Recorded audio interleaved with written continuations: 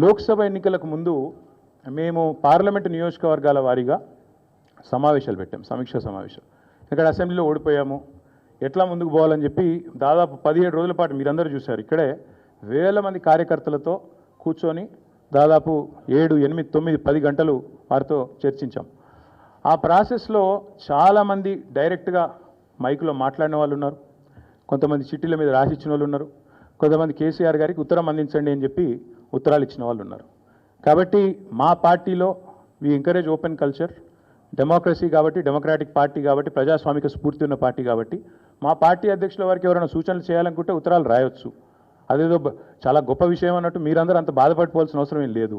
నేను అనేది ఏమంటే మా పార్టీలో డెమోక్రసీ ఉంది కాబట్టి మా పార్టీ అధ్యక్షుల వారికి మా పార్టీ నాయకులు ఎవరైనా సరే అప్పుడప్పుడు సూచనలు సలహాల రూపంలో లిఖితపూర్వకంగా ఇవ్వచ్చు, ఓరల్గా ఇవ్వచ్చు, రకరకాలుగా ఇవ్వచ్చు.